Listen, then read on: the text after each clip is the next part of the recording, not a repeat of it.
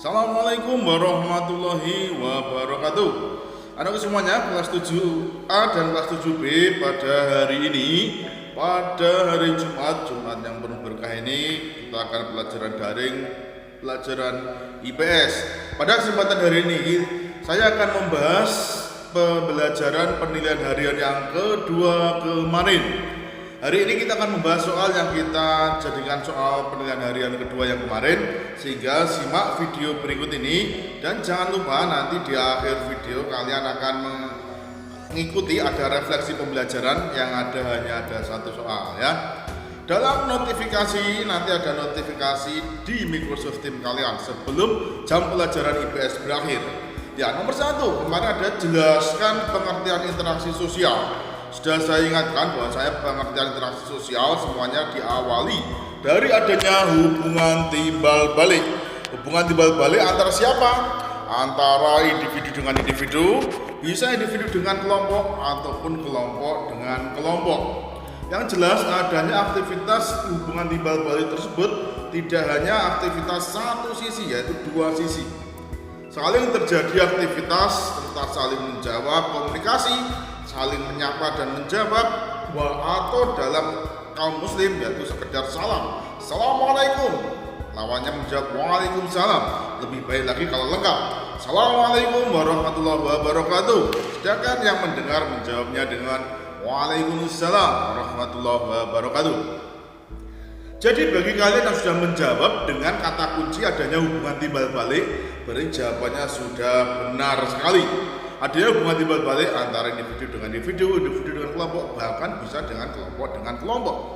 Di mana dari hubungan tersebut terjadi aktivitas yang saling mempengaruhi antara satu dan yang lainnya, yaitu interaksi sosial tersebut menjadikan dasar manusia sebagai makhluk sosial butuh berinteraksi dengan 1, 2, 3, 4 manusia lainnya semenjak dia bangun pagi, bahkan semenjak lahir butuh interaksi dengan manusia lainnya.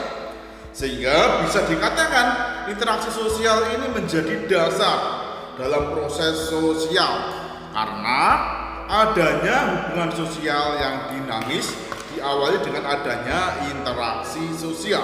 Maka dari itu kita sebagai makhluk sosial harus pandai membuat interaksi kita dengan manusia di sekeliling kita, begitu juga dengan lingkungan alam di sekeliling kita, supaya ketika terjadi interaksi yang baik pasti ada komunikasi yang baik dan terjadilah hubungan yang baik. Itu berkaitan dengan interaksi sosial. Berikutnya kita lihat yang kedua. Yang kedua adalah syarat-syarat terjadinya interaksi sosial ya. Syaratnya hanya ada 2 dalam terjadinya interaksi sosial. Bagi kalian yang sudah menjawab adanya interaksi sosial, yaitu 1, adanya kontak sosial. Yang kedua, adanya komunikasi. Kontak sosial itu seperti apa? Kontak sosial itu seperti halnya kalian menyapa, hai bro, hai guys, temannya jawab hai juga. Misalkan kamu nyapa temanmu, hai bro, temanmu jawab hai bro, halo halo ya. Itu sudah terjadi kontak sosial. Kalau dalam kondisi dunia sosmed, dulu ketika masih ada BBM, BlackBerry Messenger, itu ada namanya ping. Itu salah satu cara untuk menyapa. Kalau yang disapa bisa jawab hai dan sebagainya, berarti sudah terjalin kontak sosial. Kalau dua belah pihak ini sudah terjalin dalam sebuah kontak sosial, maka tinggal terjadi komunikasi. Entah itu tanya jawab atau entah itu dalam bentuk wawancara atau pencedak gurau, itu sudah terjadi komunikasi. Jadi syarat terjadinya interaksi sosial ada 2. Saya ulangi, yang dicetak tebal di situ namanya kontak sosial dan adanya komunikasi. Ya, begitu ya. Lanjut, nomor 3 ya. Jelaskan. Tadi ditanya sebutkan. Sekarang disuruh menjelaskan 2 syarat terjadinya interaksi sosial.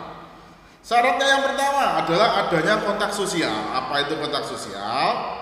Dalam kontak sosial ada hubungan masing-masing pihak yang tidak hanya dilakukan secara langsung, baik tidak harus bersentuhan fisik, tetapi bisa juga tanpa hubungan fisik, jarak jauh.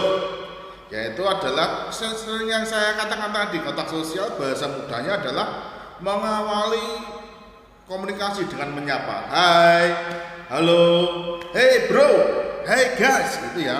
Kemudian yang lawannya menjawab. Selama lawannya yang disapa belum jawab, berarti belum terjadi kontak sosial.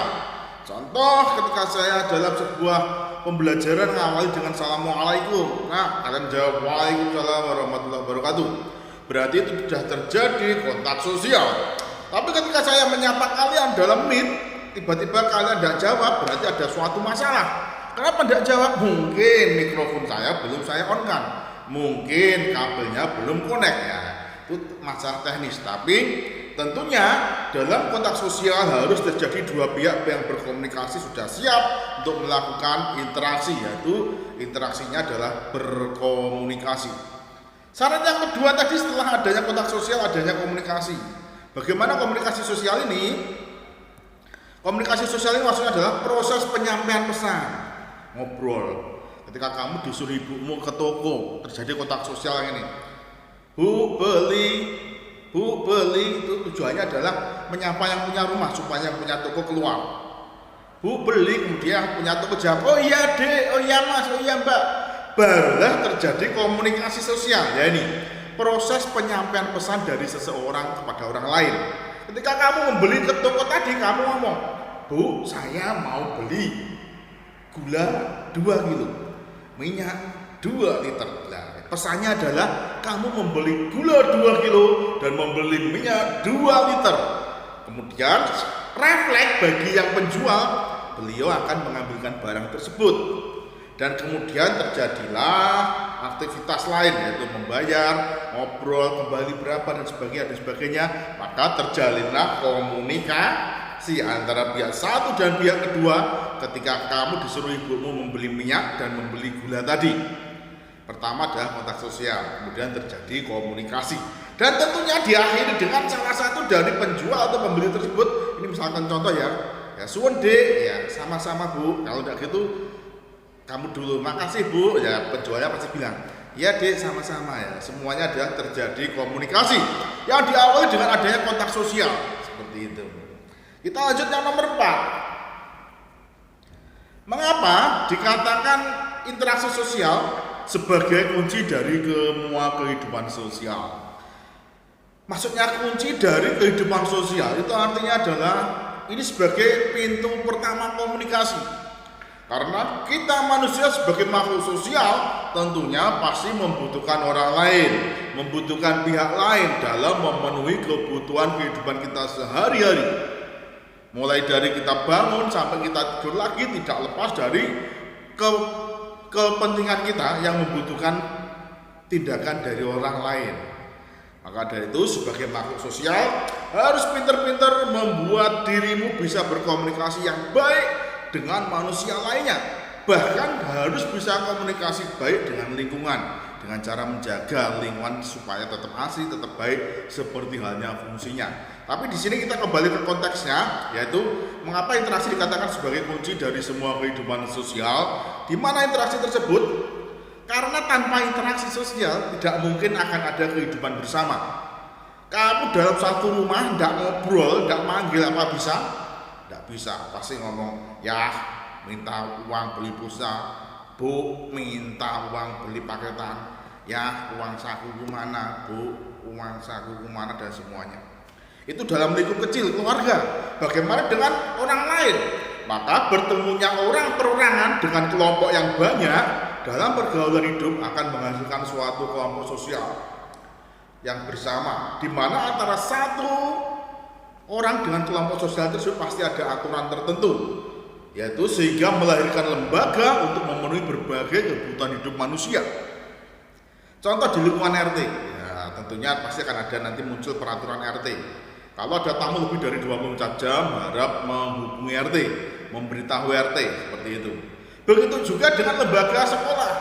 Kalian ada kelompok kecil, yaitu sekolah sampai Muhammadiyah 4. Dan kalian berada dalam kelompok-kelompok kecil lagi, yaitu kelas 7A, kelas 7B, 7C, dan 7D.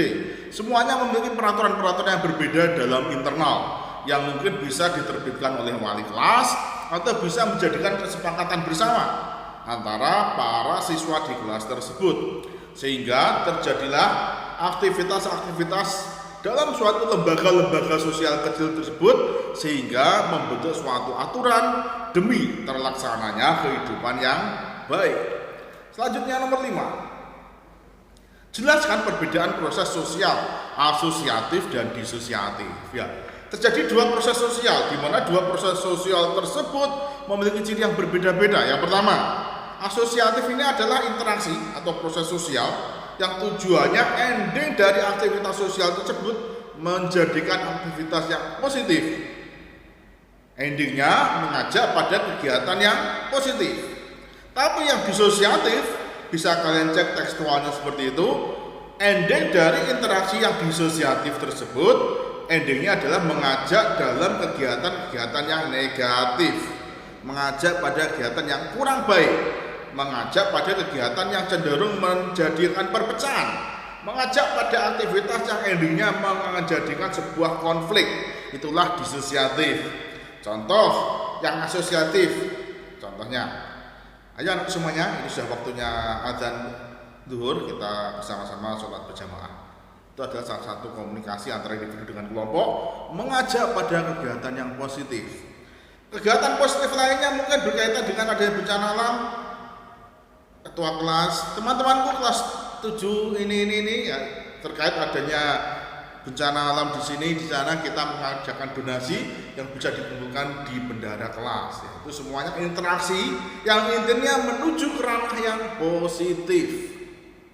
Namun ketika disosiatif ini ranahnya negatif. Contoh, dalam sebuah kelompok grup WA anak-anak di kelas, ada anak yang ngomong begini, nanti waktu pelajaran IPS kita login sebentar, 5 menit kita keluar, nanti tak undang di mabar bareng, mabar Free Fire.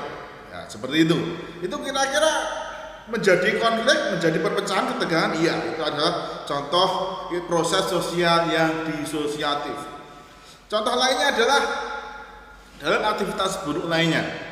Ya, banyak contoh lah tentang aktivitas buruk lainnya yang diawali dari interaksi sosial dari skala kecil sehingga menjadikan aktivitas yang kurang baik. Seperti itu ya, perbedaan proses asosiatif dan disosiatif. Nomor 6, bagaimanakah pengaruh interaksi sosial terhadap pembentukan lembaga sosial? Bisa dilihat di sini ya.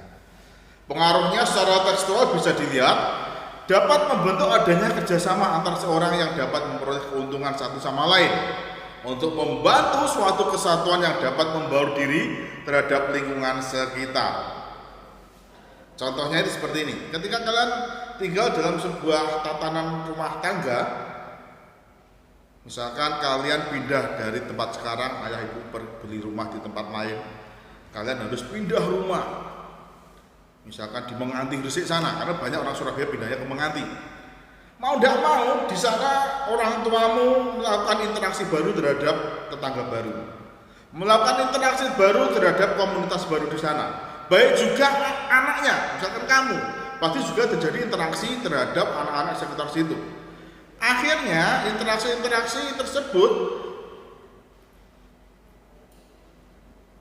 terlangkup dalam sebuah namanya ada organisasi RT, rukun tetangga. Mau nggak mau ayahmu pasti mengikuti aturan dari RT tersebut, sehingga terjadilah komunikasi kamu dengan lingkungan RT tersebut.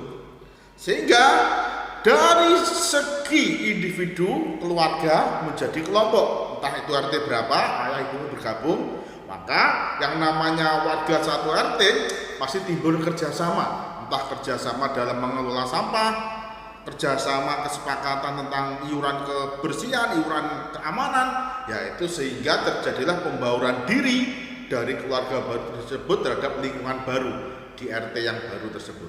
Seperti itu contohnya. Nomor 7, jelaskan pengertian lembaga sosial. Nah, ini ya, di mana lembaga sosial adalah lembaga yang mengatur rangkaian tata cara dalam memenuhi kebutuhan hidup manusia dan menjalankannya dengan tujuan mendapatkan keteraturan hidup, endingnya mendapatkan ketentraman hidup. Ya, banyak lembaga sosial ya, tujuannya seperti itu. entah itu mulai dari RT, RW, kelurahan, bahkan lembaga sekolah, lembaga dan lainnya. Tujuannya adalah mengatur ketentraman hidup dalam mencapai kebahagiaan. Seperti itu. Paham ya? Itu tujuannya lembaga sosial. Tidak ada lembaga sosial tujuannya jelek atau tujuannya adalah menyengsarakan masyarakatnya. Tidak ada. Itu berarti adalah efek adanya komunitas, di mana adanya proses interaksi yang disosiatif. Nomor 8, kita lihat. Jelaskan perbedaan antara kebiasaan dengan tata kelakuan. Dilihat dari kekuatan sanksinya. Kebiasaan itu adalah perbuatan yang diulang-ulang dalam bentuk sama. Contoh, saya setiap pagi setelah aktivitas subuh saya mesti muter-muter, jalan-jalan. Hanya sekedar olahraga, merefleksikan otot-ototnya. Itu adalah kebiasaan saya. Setelah itu sampai rumah bantu masak nasi. Itu kebiasaannya. Itu contoh kebiasaan seperti hanya dengan di situ. Tapi tata kelakuan, karena ada tata, itu berarti norma. Yaitu adalah aturan yang bersumber pada ajaran agama, bisa ajaran kebudayaan atau ideologi atau tatanan yang berasal dari aktivitas-aktivitas dari kebiasaan kalian dalam melaksanakan kehidupan bermasyarakat, entah di lingkungan paling terkecil di rumah tangga, keluarga, tingkat RT RW ataupun kelurahan, sehingga perlu adanya penerapan tata kelakuan tersebut dengan adanya pengatur, yaitu adanya sebuah sanksi yang paling parah dalam masyarakat, yang paling bisa membuat jerah mungkin adanya sanksi sosial, yaitu adanya pengkucilan, adanya penggunjingan. Itu adalah efek dari kehidupan bermasyarakat sebagai potret adanya tata kelakuan yang timbul di masyarakat ataupun pada ajaran agama, yang tentunya dalam tatanan ajaran agama tergantung pribadi masing-masing dalam menyikapinya berkaitan dengan aktivitas. Contoh anakku ya, yang kalian yang sudah tepat mampu sholat subuh berjamaah, berarti kalian sudah mampu mendedikasikan aktivitas pagi kalian sebagai kewajiban untuk muslim, sebagai wajib dan berdosa kalau ditinggalkan ya. Hal tersebut akan menjadikan efek yang takut apabila kalian meyakini hal tersebut adalah suatu kewajiban yang harus dilaksanakan. Mau tidak mau, kalau tidak dilaksanakan menjadi kesalahan pribadi dan menjadi dosa pribadi. Mungkin seperti itu kurang lebihnya. Ya, ini yang nomor 9, banyak lembaga ya, jenis-jenis lembaga sosial. Yang terkecil ada lembaga keluarga, internal, potret keluarga, adanya lembaga agama, dan juga di situ ada apa lagi ya? Ada lembaga ekonomi, juga ada lembaga pendidikan seperti kita alami sekarang ini. Nomor 10. Bagaimanakah fungsi lembaga sosial secara umum? Fungsinya cukup banyak. Tentunya namanya lembaga sosial berkaitan dengan manusia sebagai makhluk sosial, tentunya intinya semuanya sebagai pengatur. Semuanya lembaga sosial sebagai pengatur yang tujuannya mencapai kehidupan ketentraman dalam bermasyarakat. Lihat di situ sebagai pedoman untuk mengatur, sebagai kontrol sosial. Kontrol sosial itu seperti apa sih kontrol sosial? Yang dimaksud kontrol sosial itu seperti ini. Ketika kalian memakai seragam sekolah, kira-kira malu enggak tiba-tiba kalian ngamen? Ya pasti malu. Logisnya ketika anak yang ngamen itu pasti tidak pakai seragam sekolah. Ya, seperti itu. Kontrol sosial itu namanya kontrol sosial. Contoh lagi, ketika kalian di rumah bagi laki-laki tiba-tiba lepas kaos, lepas baju, naik sepeda keluar keliling rumahmu, malu enggak? Ya, pasti malu. Itu adalah contoh kontrol sosial dalam lingkup kecil. Tentunya masih banyak kontrol sosial lainnya dalam lingkup besar lainnya. Oke anak-anakku, ini adalah pembelajaran hari ini berkaitan dengan refleksi dari penilaian harian yang kedua. Setelah ini ada notifikasi, silakan disimak dan diikuti perintah yang ada di notifikasi tersebut. Atas perhatiannya saya ucapkan terima kasih. Untuk aktivitas absensi saya ambil dari notifikasi yang harus kalian ikuti. Terima kasih. Semoga sehat selalu, jaga protokol kesehatan, patuhi aturan kesehatan. Semoga kita semuanya sehat selalu. Terima kasih atas perhatiannya. Assalamualaikum warahmatullahi wabarakatuh.